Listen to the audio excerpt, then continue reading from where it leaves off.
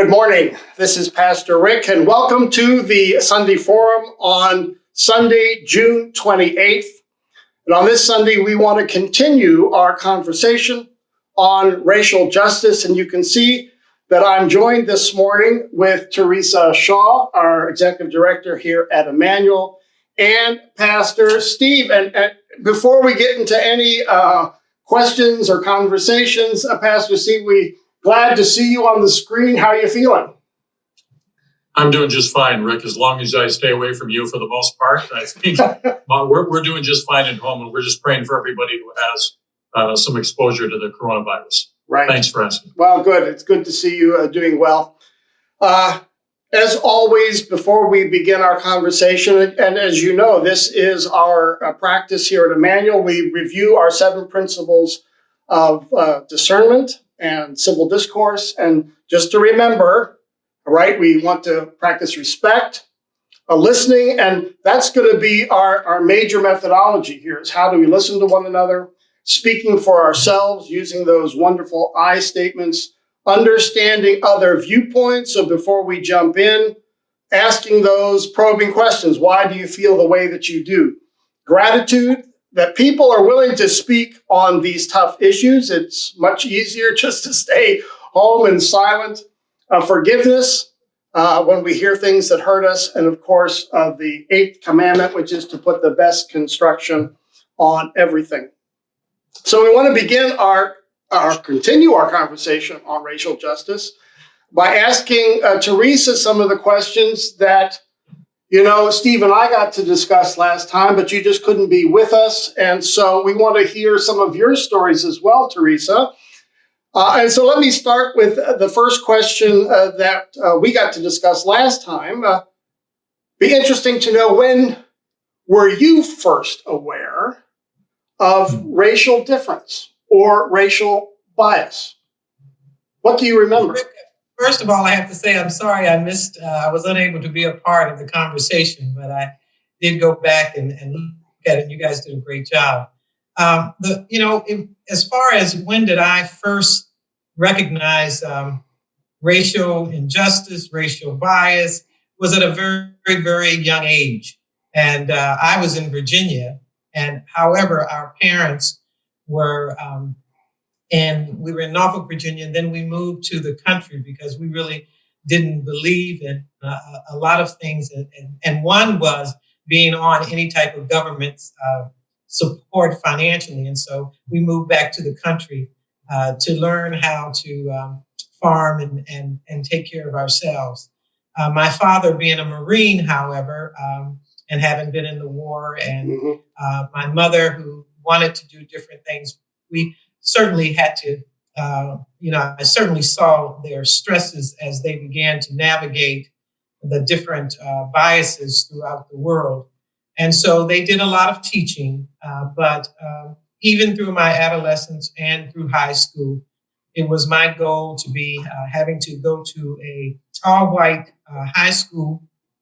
It was my goal to make sure that I would be a leader and a voice for our people. And at that time, I decided that I would be in as much as I possibly could get in, whether people wanted me to be in or not, to be a role model for our people as a whole. So at a very young age, and since then, as an adult, we all then decide how we want to move forward in life and navigate through all of the things that happen. And one thing that I taught my children was that love is the critical piece of the puzzle. And you are to love all people and respect all people. So, it's taken many years to really get to that point, but I wanted to make sure that my children understood that they did have a history, but they were to feel good about themselves. However, they should also respect and love others. One of the things that I think we discover, I think all of us, we certainly heard it in our conversations with Steve and me. We're hearing it also from you, Theresa. This recognition of racial difference, racial bias, it starts pretty early. It starts pretty early in our lives, all of us. But let me lean into a second question, Theresa, that I think you were leaning into already. Is there one or two events in your life that have most impacted you on how you approach racial justice? I mean, you were already talking about the love factor, for example, and your experiences in high school, being in a predominantly white high school. But are there certain one or two experiences that you go back to say, oh, those are the ones that really shaped me in very powerful ways? You know, when I look at how hard I had to work and do things differently. But I recall too, again, in high school, one thing that I remember, I always wanted to be an educator, and they had a teachers club that you could be a part of. It was the Association of Educators for High School Children. And I went to a conference in Richmond, Virginia, and I'll never forget it. And I was really nervous, and I wasn't able to speak in front of people. I just shake behind the podium. And I remember being, again, one of very few Blacks, if there were 5 of us, at a conference, which was probably over 500 to 600 people. And so it was always difficult for me to be the only one, or the one or two or three. And I was asked, would possibly I be interested in running for vice president of the organization. And I had a Black gentleman to come up to me and say that you're qualified not only to be the vice president, but you could be the president. And so I didn't really get what he was saying. And he was saying they're asking you to be the second best, but not the best. And so that was my first lessons. And so I did run for president, and I did get president. So that was one of the events. And then also being a woman, and you're talking about it's not always racial. There's gender too. Being a woman and applying for different positions. And I know I applied for one position, and they said, well, you know, this is normally a male-led organization. Oh. And so they actually said that. They just said that. I did have to compete with that, but I did get the job as well. You know, Steve, last time when we talked, that was 2 weeks ago, we asked the congregation to respond to what they were listening to and to have conversations within their own families. And then if they felt comfortable, to write us letters. And I know you've had some conversations already in the congregation as well as in the council. And we do have some results of that homework. And I'd like to just briefly read a couple of these letters. We have 5 of them here. I can't read them all.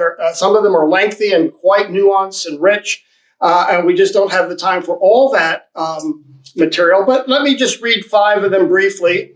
The first one, which I really enjoyed reading, because this person grew up in a rural environment, Steve, a lot like your testimony last time. And he says, thanks for the very interesting dialogue in the Sunday Forum on Racial Justice.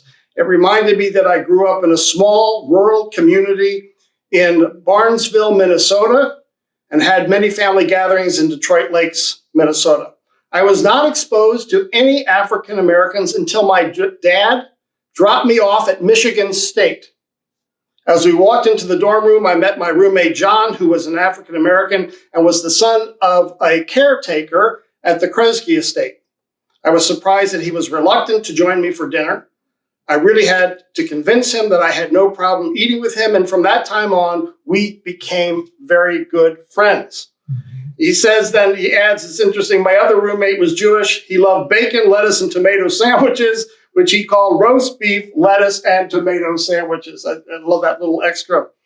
The next a woman writes, and she says in her college, in her freshman year, she went to an all-Black high school in her hometown. But it was not until college that she learned that racial bias could go both ways. And she talks about a program where she was helping some of the students.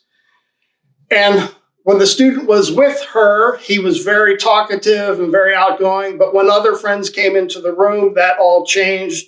And she says, I thought he was just shy until I overheard him leaving with some of his friends, all persons of color, and they wanted to know what I smelled like and cautioned him about acting too white since working with me. So very interesting experience. One of our families from Venezuela, she writes this. She's had this interesting experience of having one of the family members be darker than everyone else in the family, and how people in the neighborhood and restaurants responded to her. But then she writes, our family never specifically decided to discuss our approach to racism because it was always clear that God made everyone unique and with love, and therefore racism was, is, and always will be wrong. However, my daughter recently showed me this video that I would like to share. It shows 15 out of 21 Black children choosing a white doll over a Black one. When they were asked why they chose the white doll, they explained their reasons, and it is truly heartbreaking. This is what racism is all about. It is about placing negative connotations about Black people in the minds of children.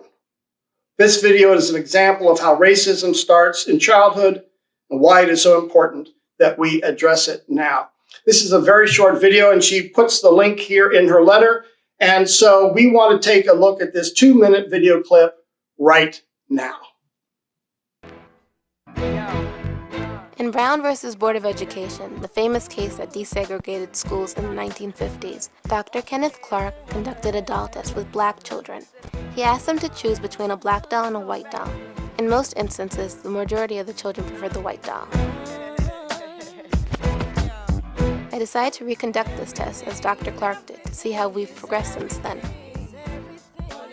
Can you show me the doll that you liked best or that you'd like to play with? This one. I like that one. Okay. This one. That one? This one. I like to play with this. And can you show me the doll that is the nice doll? And why is that the nice doll? He's white. And can you show me the doll that looks bad? Okay. And can you and why does that look bad? Because it's black. And why do you think that's a nice doll? Because she's white. And can you give me the doll that looks like you?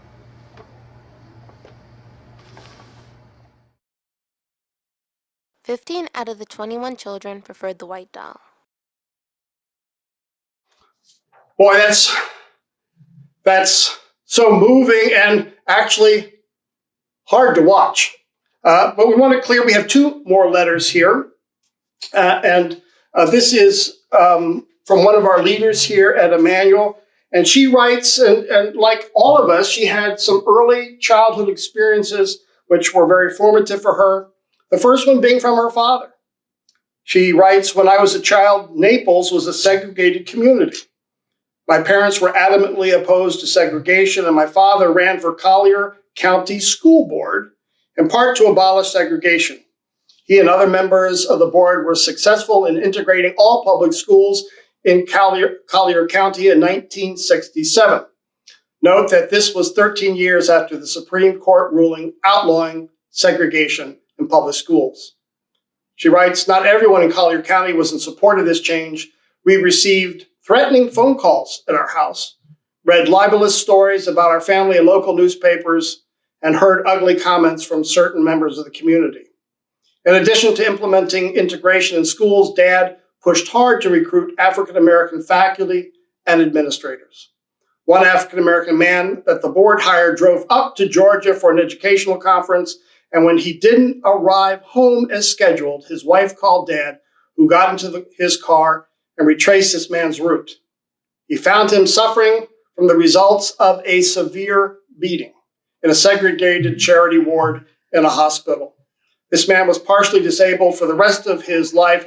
Dad was convinced that the beating was connected to the man's having accepted a position in the school system previously held by a white man. She goes on to write about her own family and how so many people of different races are in her family and the responses they get when they go together out for restaurants and other activities. And the last letter then is starts in the following way. He writes, "I am sad. I find what is taking place in this country to be very sad. I truly do not believe that this nation is as racist as we are accusing it of being. Yes, at one time, not 70 years ago, it was.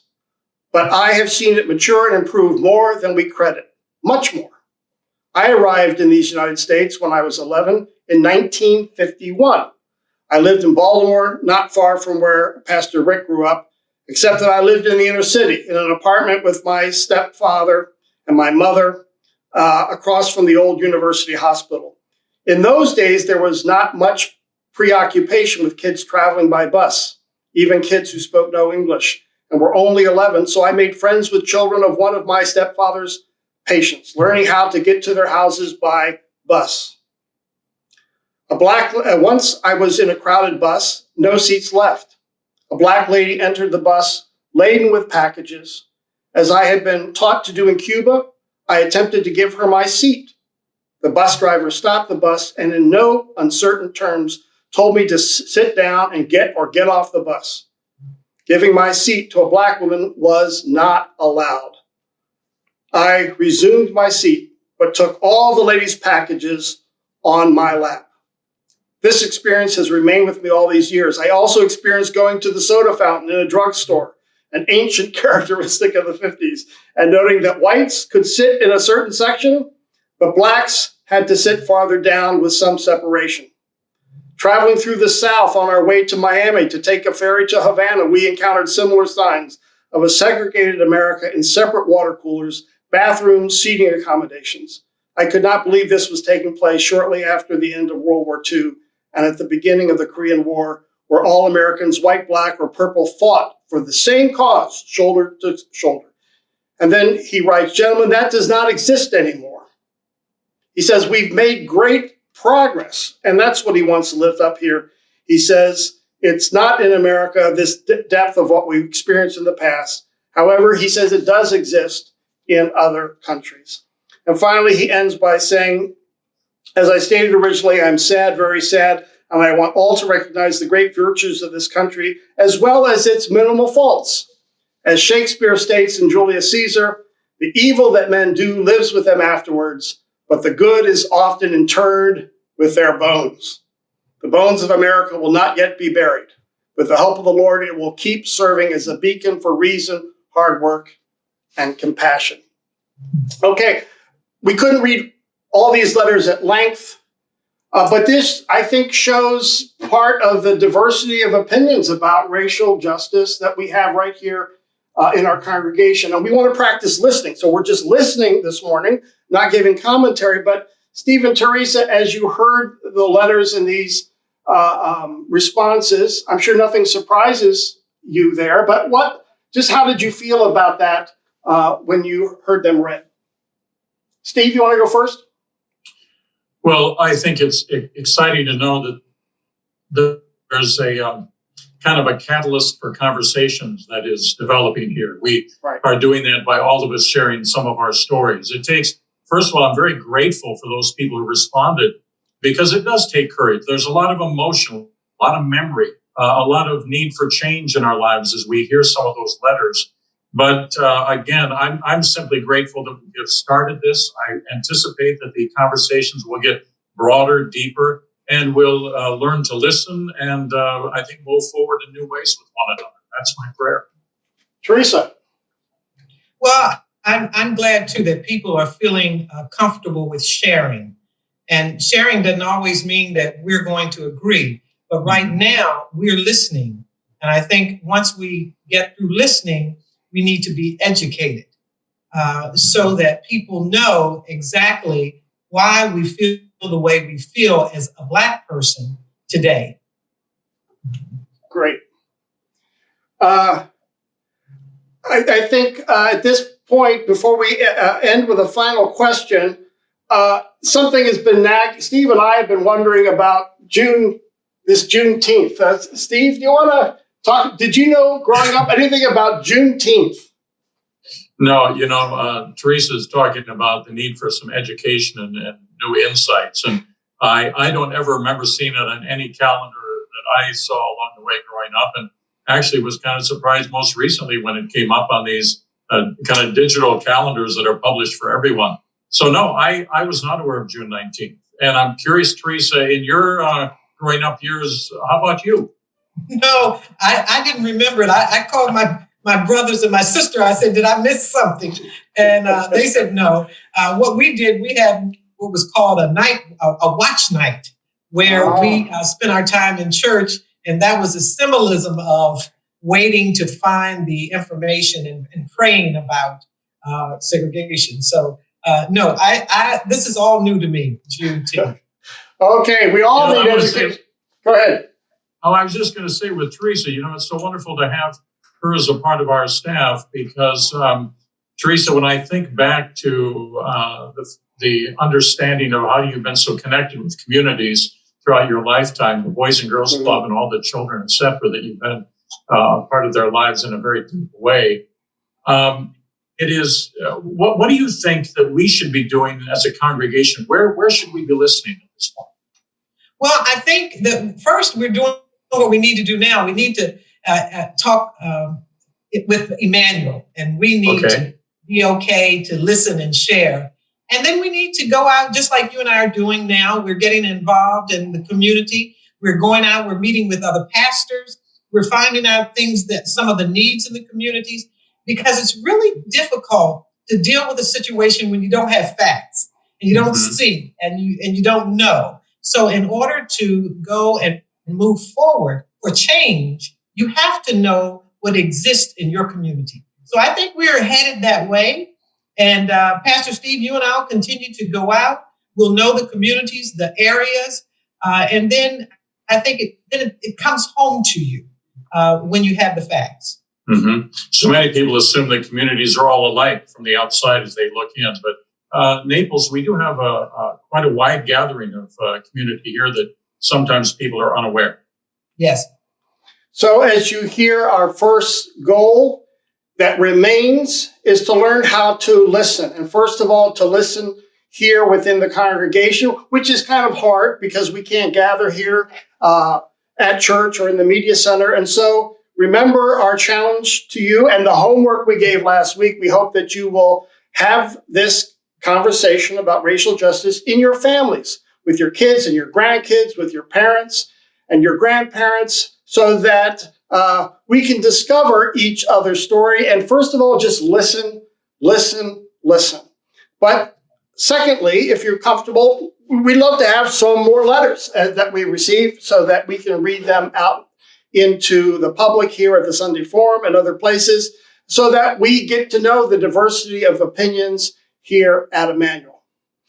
So I want to thank again, Theresa. Thanks for being with us, Theresa Shaw, obviously Pastor Steve, for joining us here at the Sunday Forum as we practice listening to each other's stories.